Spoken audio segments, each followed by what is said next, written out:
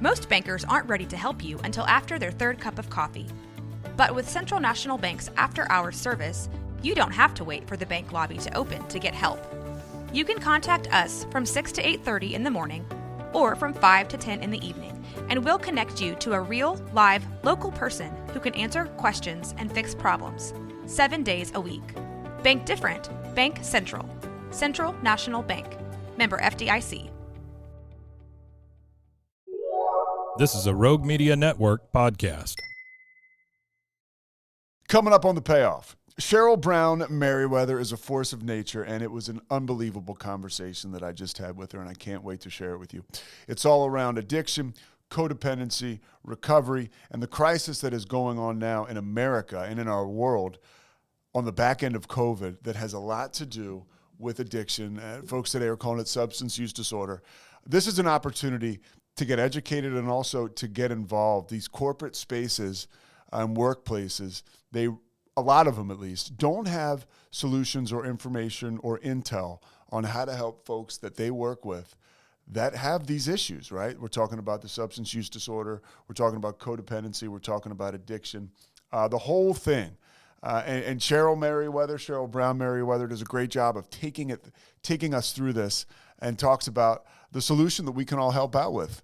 And it's a really cool conversation. She does great work with a company called iCare, and we're going to get into it right now. But first, Kevin Souza.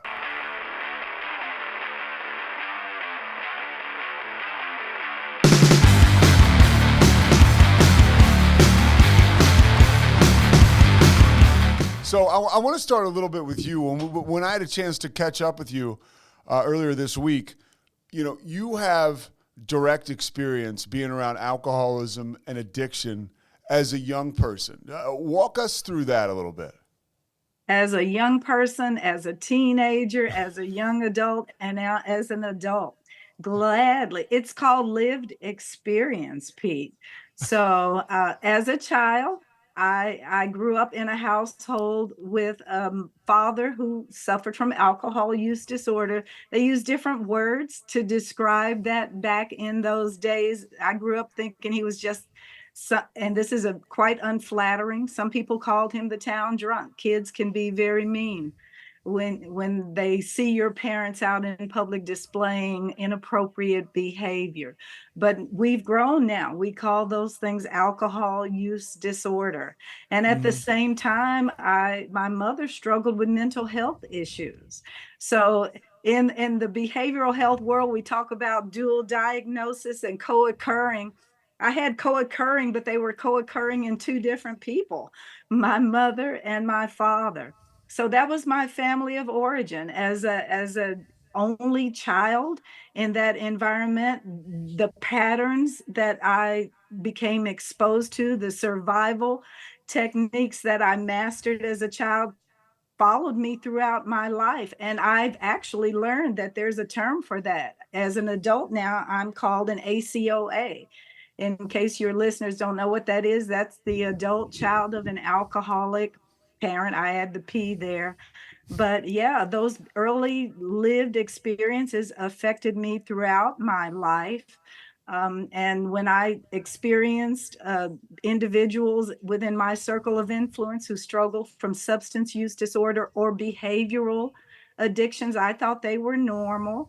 And I had to learn about something called codependency and work through navigating that within myself.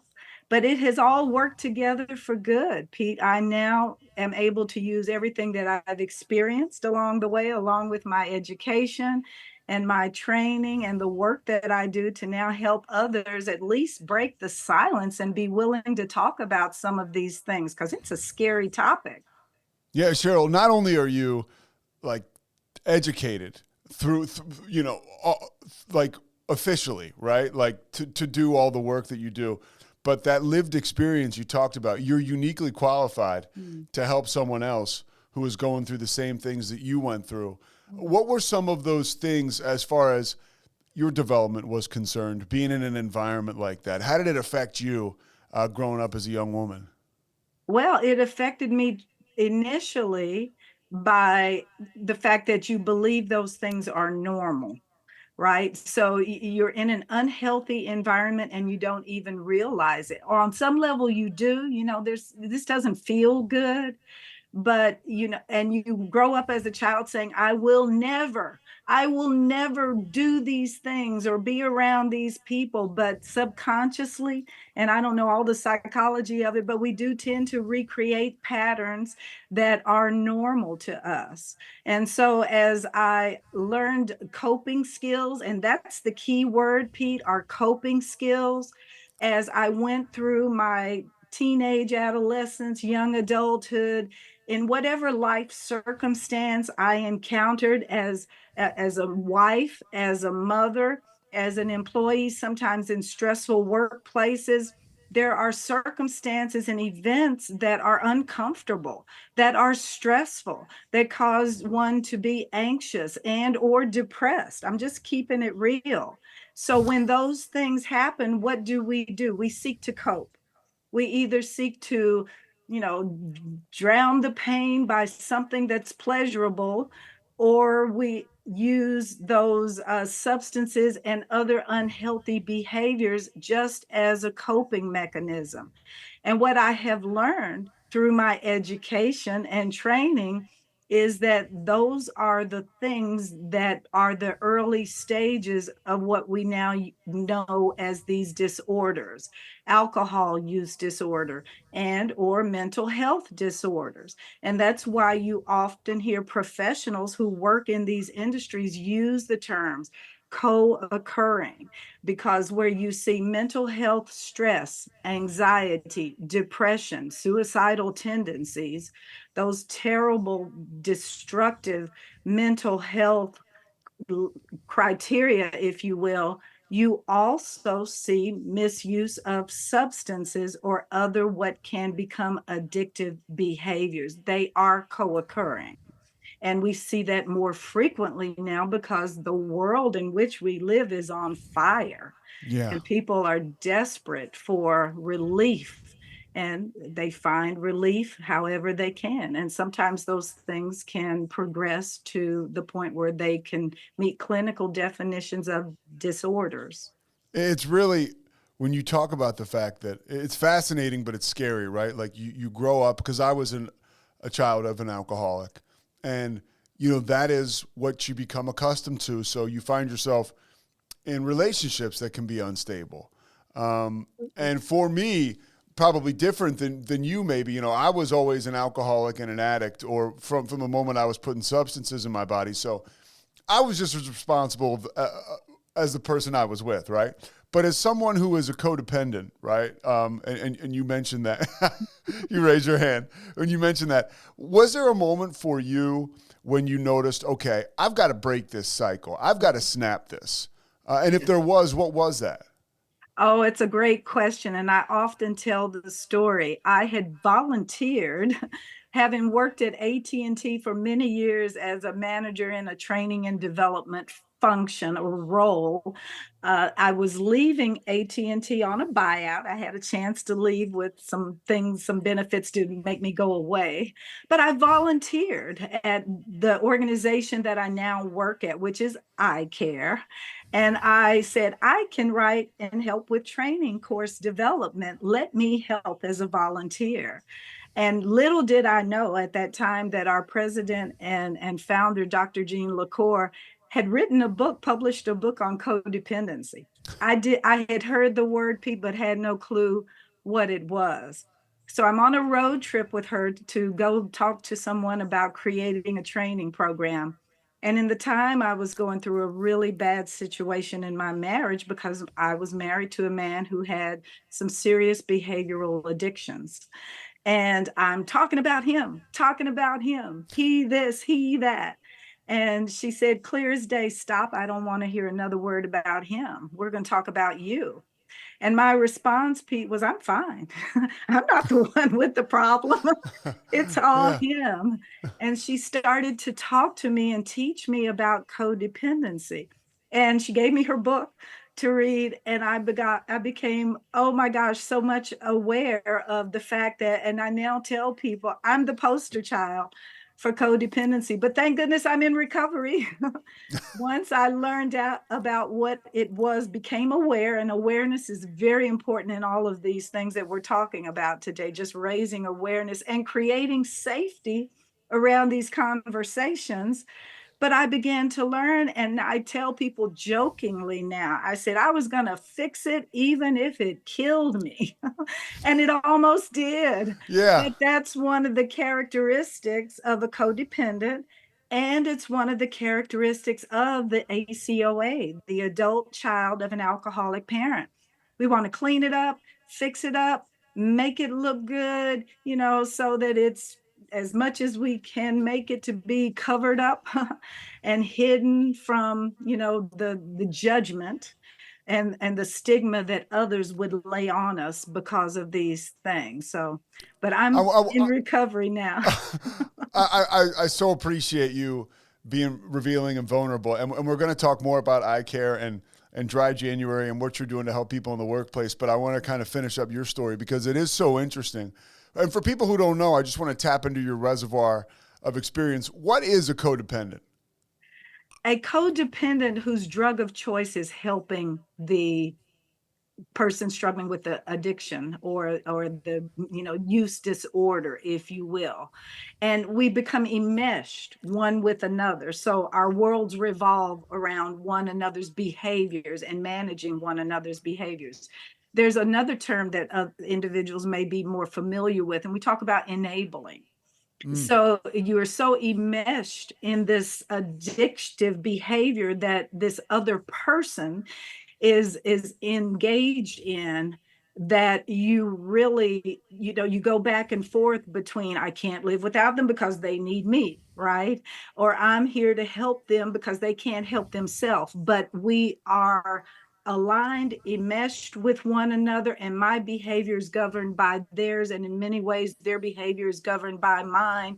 So but that is really what it is. And it's a fascinating thing because, to your point, it plays out through relationships throughout our lives. And until we recognize it and know what it is, and I'm talking about myself, I tell people I have a full-time job keeping myself straight, because I'm always, now that I'm aware of these tendencies, I'm always examining myself to see if I am behaving in a situation in a manner that is not healthy. And that's really what it comes down to. There are boundaries. We learn about boundaries, and I to help other people understand, yes, I can do this, but no, I can't do that.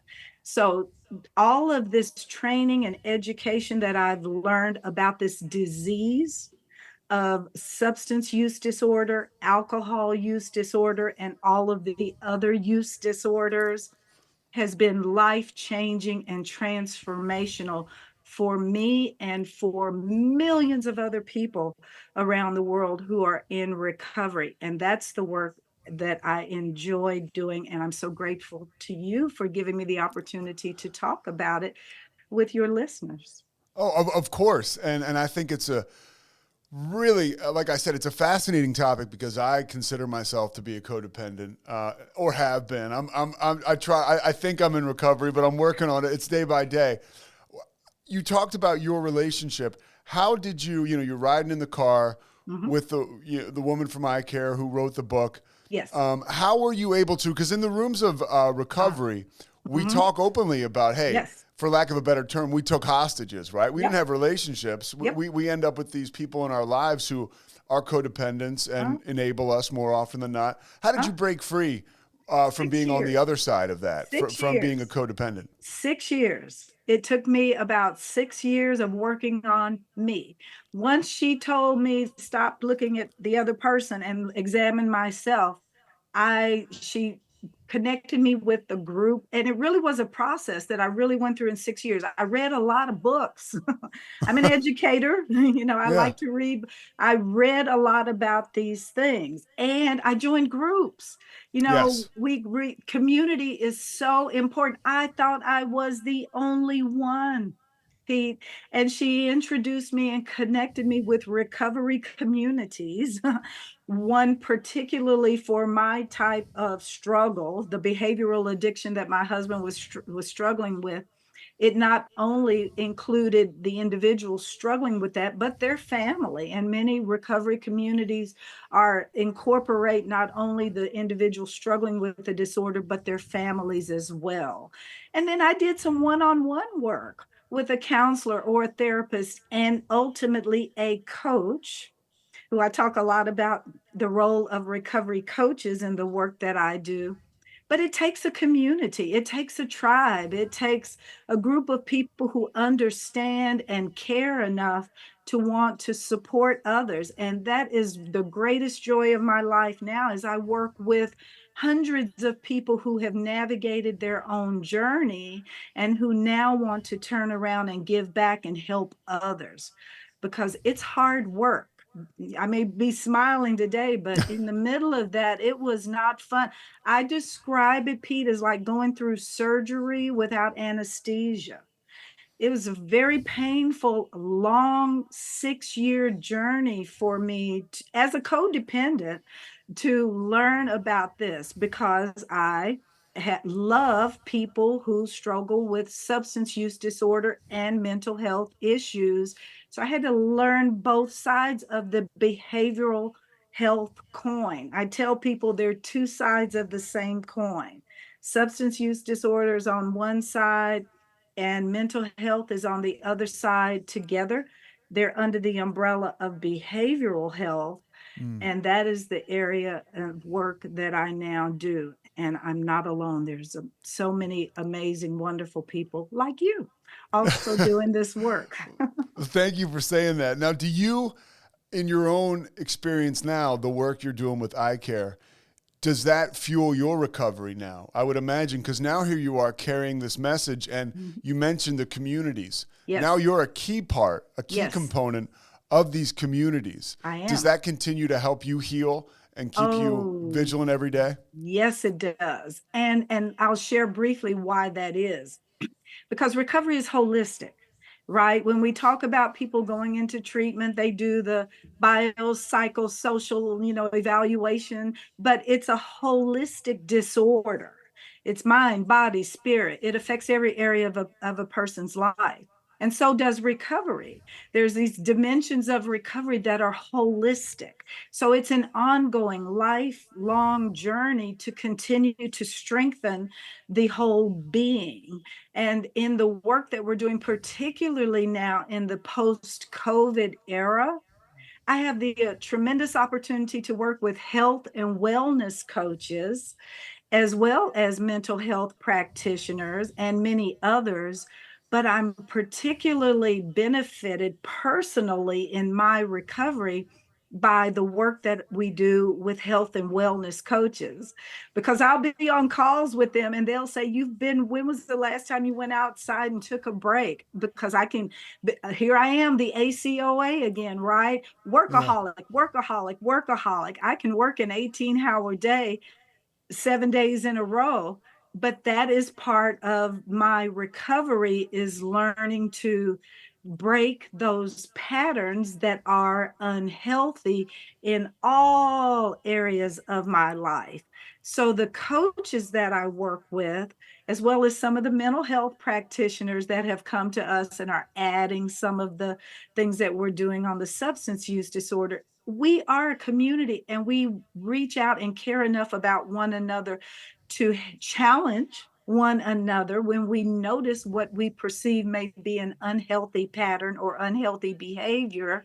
And it allows us to continue to sharpen the saw. That's a 7 Habits of Highly Effective People. If you are familiar with that from the corporate space, one of those 7 habits is sharpen the saw.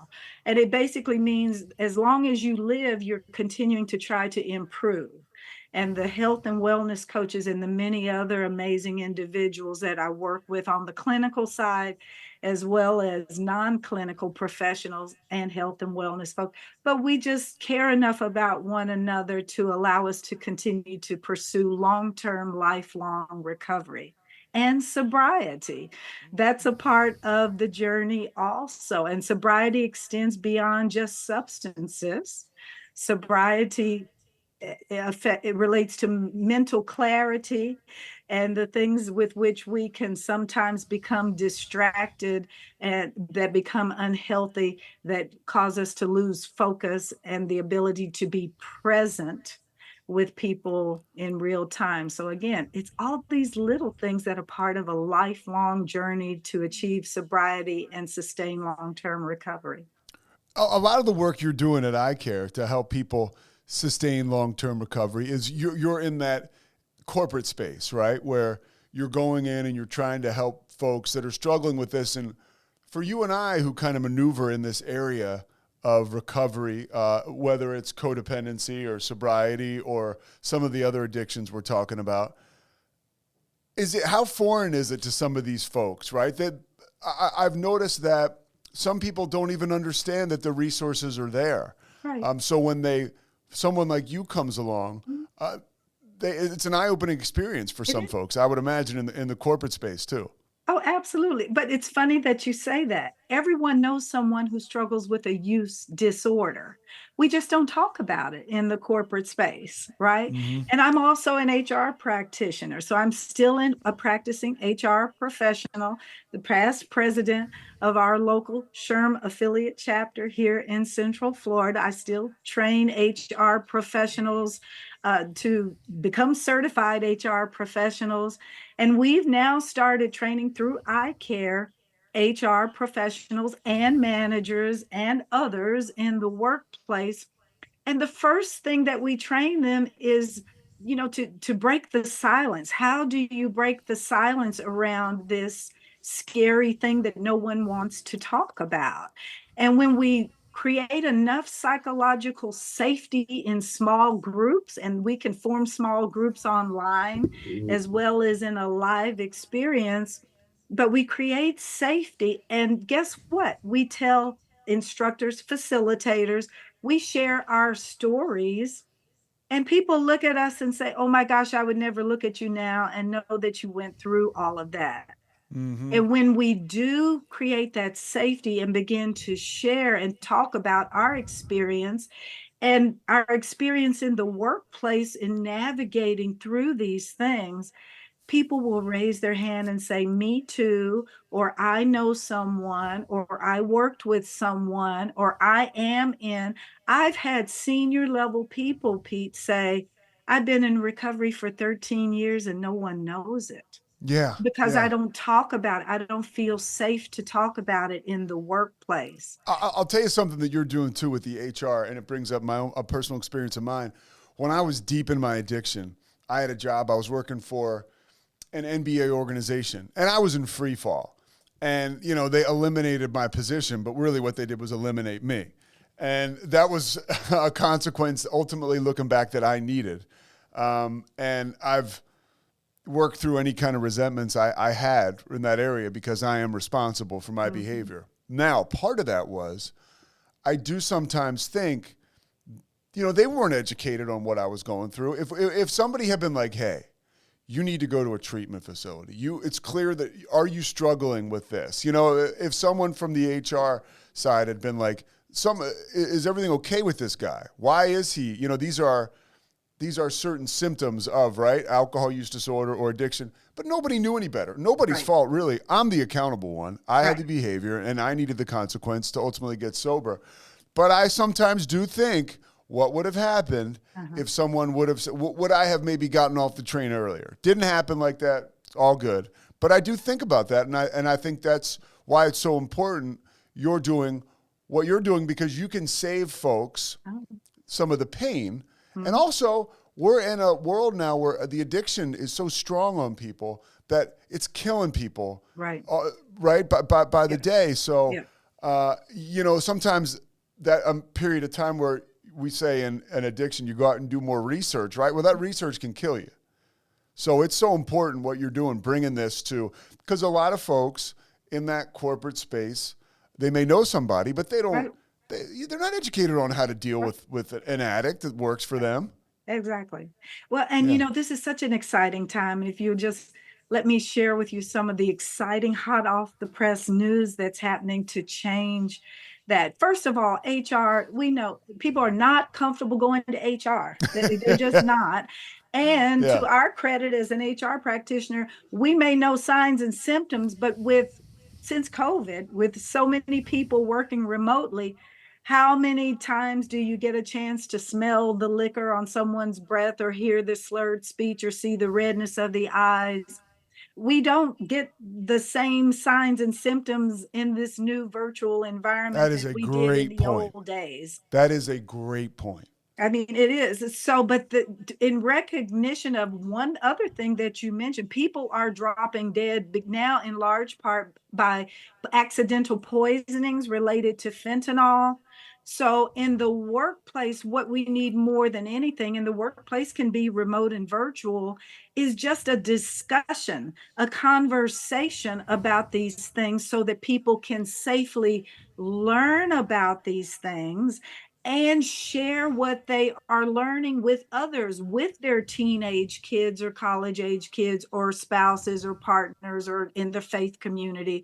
But if I learn because my awareness has been raised, then I can, first of all, begin to pay attention to my own actions as well as the actions of others by sharing this. So the trends that are happening now have been to incorporate peer level support for these initiatives in the workplace.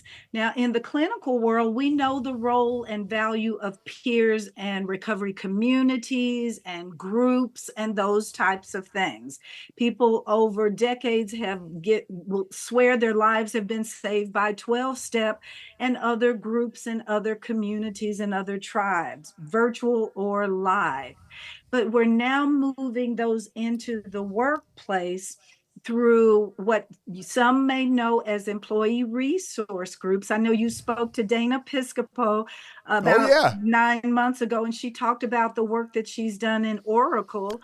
And there But was a woman before that who I spoke with, Marin Nelson, who was doing Marin that. Nelson, Yeah. Salesforce, Dana at Oracle. We are talking to folks at Cisco, and we're talking to folks at Wayfair. Wayfair started a group called Way Sober, and I think they changed the name. But but these are employer sanctioned groups, but they are employee led groups. So whereas an individual is not comfortable going to human resources, they will reach out and feel comfortable to participate in a lunch and learn or a group discussion with peers. There are some 24 million people in this country who are in recovery, who are working, who can be added to the resource group of individuals who can support folks around these issues, either helping to connect them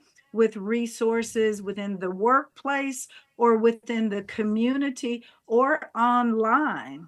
And the support for that now is coming from the federal government through what they call recovery ready workplace initiatives. And the federal government has now partnered with recovery friendly workplace initiatives, which were started by Governor Sununu in New Hampshire. Sure. The recovery friendly initiatives have now expanded nationwide. So the federal government, Recovery Ready, has gotten married with and put the money behind the partnership with the recovery friendly community of practice. And starting this year, they have established a national recovery friendly workplace institute. They're forming it now, and it will provide a systematic approach by which companies can raise the level of awareness and provide more support, more access, more resources to support the workplace and those within the workplace who may just be sober curious, wanting to learn more about these things, who may be in recovery and want to maintain their long-term recovery and help by giving back to help others understand these things.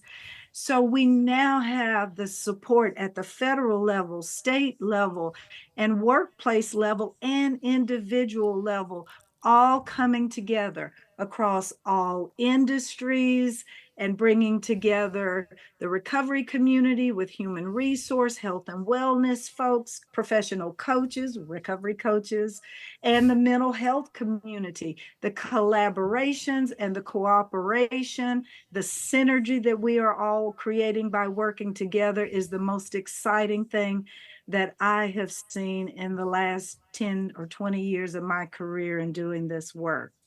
You do a great job of explaining this, and you really do, because I need the clear-cut definitions of stuff, and I'm comprehending, so that's always a good sign.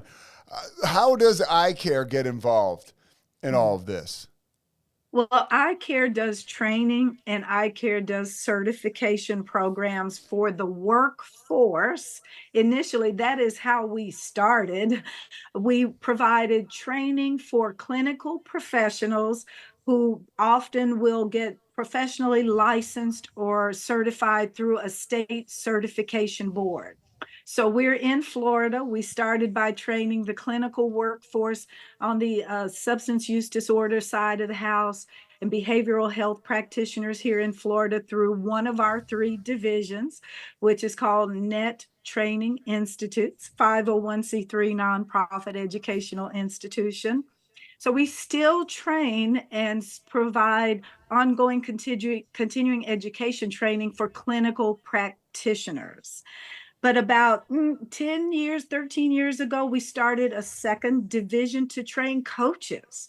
So clinical practitioners use different techniques, focus on different things than do coaches. The coaching industry, instead of trying to figure out what caused you to be where you are, we focus more as coaches on let's set some goals, and through accountability, help you move forward to accomplish your goals. So we created a second division of our institute called the IAPRC, International Association of Professional Recovery Coaches. We created the recovery coaching specialty that has been recognized within the coaching industry by the ICF, International Coaching Federation.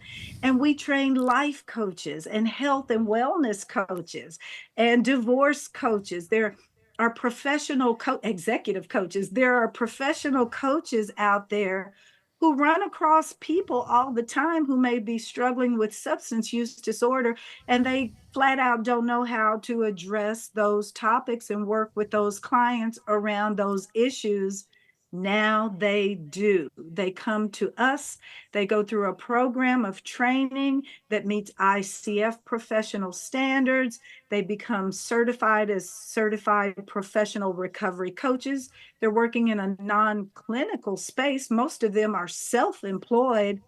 They're creating their own businesses. They're transforming lives. And iCare provides, again, the training and the support and the certification for those coaches. But my coaches, Pete, I've got airline pilots, I've got nurses, I've got school teachers, government bureaucrats, HR people, attorneys. They said to us, hey, we'd really like to go back into the workplace with some training. We can want to talk to our managers. We want to do lunch and learns around these things that we've learned.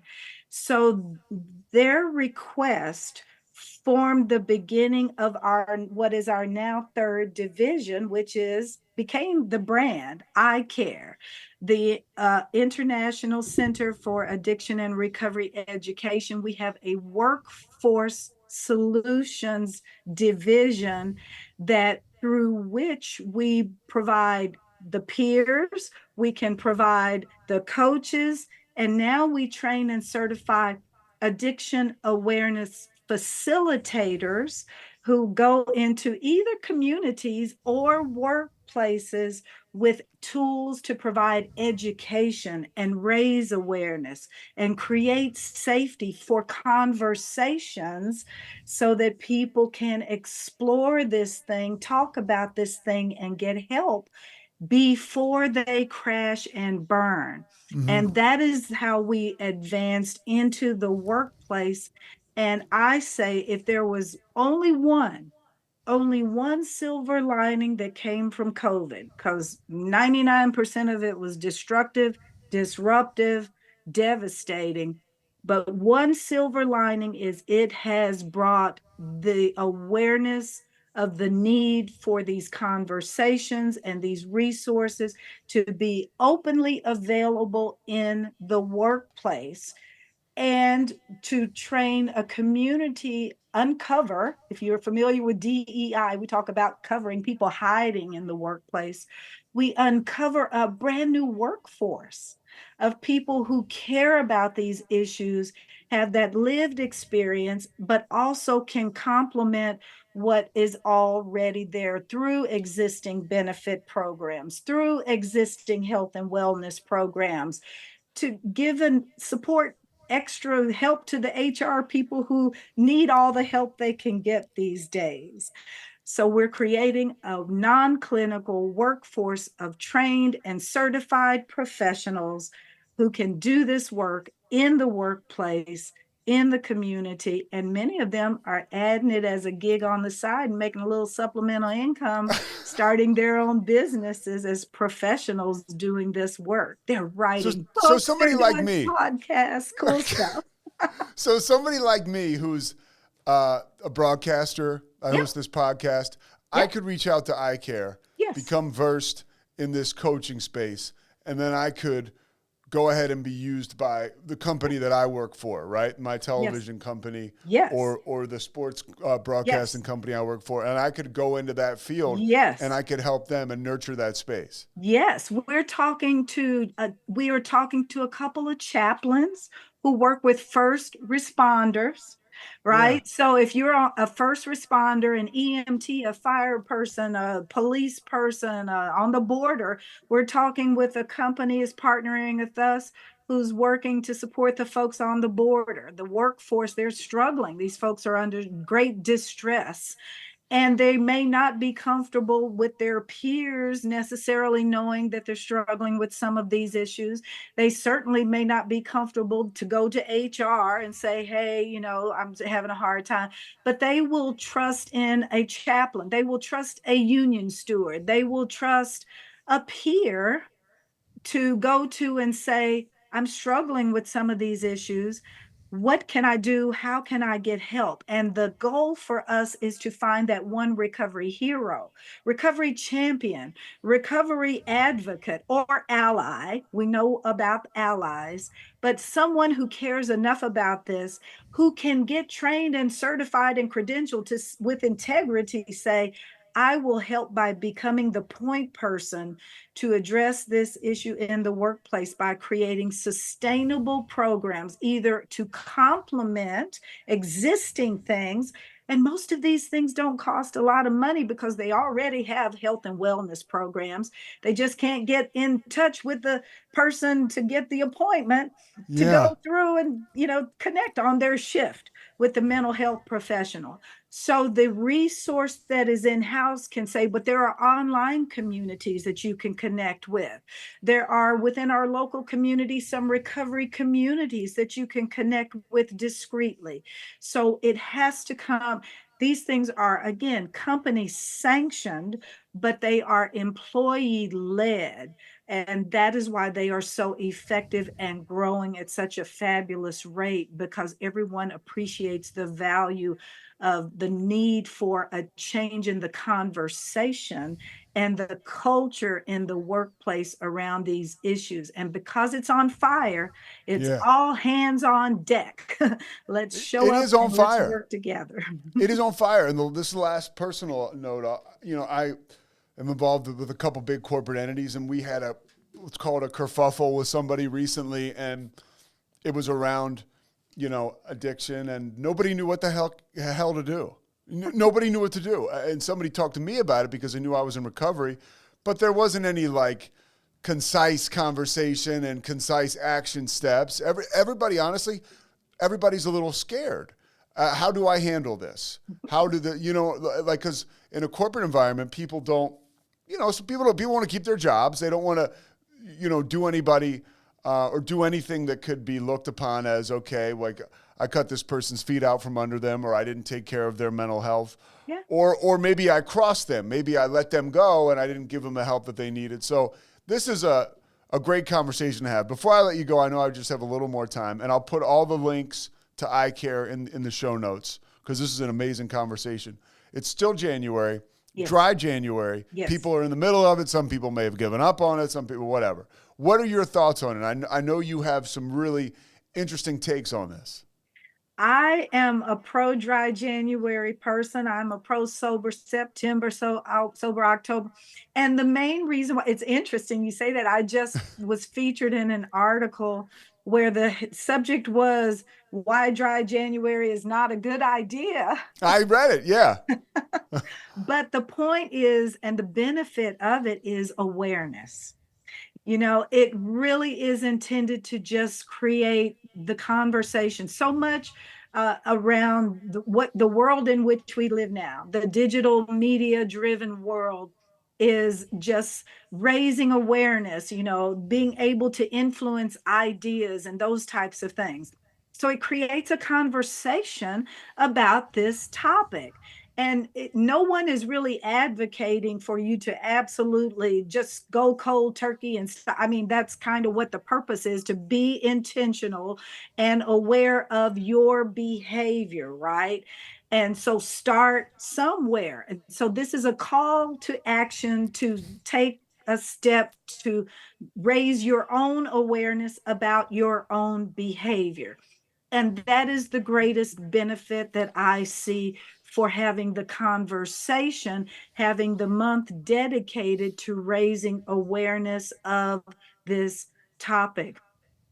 And dry January, again, at the end of the day, and why I mentioned health and wellness coaches and benefit programs and all these things, we are individuals whose health, if we don't have our health, we will suffer, our loved ones will suffer, and our legacy and future generations will suffer.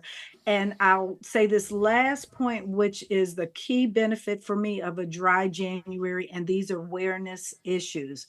Awareness, Pete, falls under the category of prevention.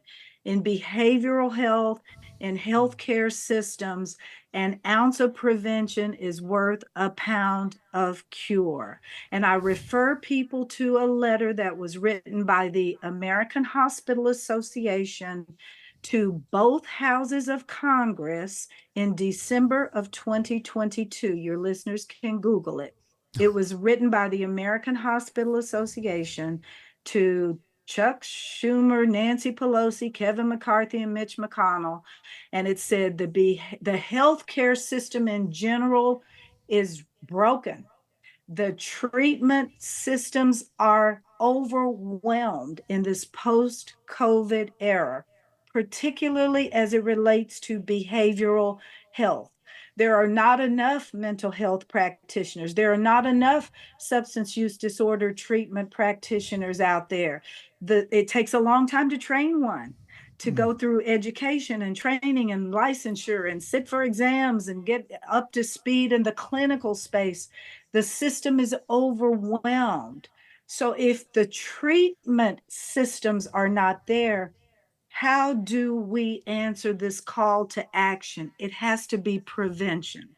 We have to catch people, turn them around through the adoption of healthy practices before they need clinical treatment because they've had some traumatic or terrible incidents. I tell people when they've crashed and burned. And the number one area of focus for prevention is awareness. We have to raise awareness, create conversations, create psychological safety for those conversations so that people can find themselves in there, find themselves and their loved ones, and reach out for help before those loved ones crash and burn. And in the case of the fentanyl epidemic, before they die from an accidental overdose of something they did not even know what they were taking. So that is what Dry January means to me. It creates a month-long conversation about a substance, but we can go dry from other things, can't we? Dry from social media, except your Yes. podcast. We want them to listen to your podcast. Yes. But when we train people on these disorders, our coaches not only focus on alcohol, but they learn about behavioral addictions. The brain does not know the difference between a substance and an unhealthy behavior. The progression to the addiction cycle happens with unhealthy behaviors in the same manner that it does with substances. So some of our coaches focus on working with clients around food addiction. Others work with clients around sexual addiction or gambling. So, and with marijuana, cannabis, and now we have the psychedelics coming back on the scene, 1970s. Here we go again, right? But we need an army of trained people who can talk about these things and help others to become informed, raise awareness, and Dry January contributes significantly to that. So thank you for giving me a chance to talk about it during Dry January. Yeah, it's definitely timely, and I really like what you said. An ounce of awareness is worth a pound of cure, and I think that's something we can kind of wrap up with. I so appreciate your time. Is there anything else you want to mention about I Care, about your mission, where people can find you? Just that because we are currently a small nonprofit organization, we grow through referrals, through distribution partnership arrangements. We have affiliates who help promote what we're doing, and they can get paid for helping to promote what we do. We have distribution partners out there helping to let some others know, en masse, if you have a group of people who would benefit from some of these programs, let me connect you with I Care. And that's how we get the word out, because other types of advertising are expensive, and we have to allocate and use our resources very wisely. So it takes a village, a tribe, a community, and we welcome those who would come with us, who share our philosophy and our mission and want to do this work with us, to help others know that they can come to us as well. Because the last thing I'll say as I go, it's like, I don't know, there's a starfish story. I first heard about it as through Chicken Soup for the Soul years ago. But because I live in Florida, I appreciate the starfish story, because there are beaches in Florida. We're a peninsula. And sometimes there are starfish that come up on the beaches. And if you don't do something with them, the sun hits them and they die. And this story basically says that there's an older person on the beach one morning, and he sees a younger person coming in the other direction. The beach is covered with starfish. And as they get closer to one another, the older person sees the young person picking up the starfish and throwing them into the water. And it's like, why are you doing that? I mean, you look around the beach, there are thousands of starfish out here. And the young person says, well, the sun will come up and kill them. I can't save them all. But he picks up one, throws it into the water, and said, it made a difference for that one. And that's the work that we're all about here, because the problem is so massive. It's so huge. Mental health, substance use disorder in this post-COVID, what is now in the dictionary called perma-crisis world. We live in a perma-crisis world, state of permanent crisis. We can't solve all the problems, but each one of us can do little things that make a difference in the life of one person, one at a time. It's like the ripple on the pond. It spreads and it grows out and makes an impact to the individual, to their family, to their coworkers, to their community. We've trained coaches from 41 nations. We're small, but we're having a global impact by training one individual at a time to go and do this work. And that's what we're about. And we welcome others who share that philosophy and want to do this work. Go save a life. Cheryl, thank you so much. And I have a feeling this is not going to be the last time we talk. I'll probably be connecting with you after this offline. And I'll send you this link when the podcast goes up. It'll probably be next Tuesday morning, afternoon. Well, I celebrate you and I thank you for the work that you're doing to raise awareness around these issues. And I will always be here to support you. And I thank you for doing what you're doing to support us. It means a lot. Yeah, you're the real deal, Cheryl. I really appreciate your time. It was an awesome conversation. Thank you so much, Pete. All right, you take care. All right. Thanks so much for listening to the Payoff with Pete. Once again, I'm Pete Souza. And of course, we are part of the Rogue Media Network. All kinds of good podcasts you can find at roguemedianetwork.com. And of course, you can find this podcast and all those other ones wherever you get your podcasts, iTunes, Spotify, other spots like that.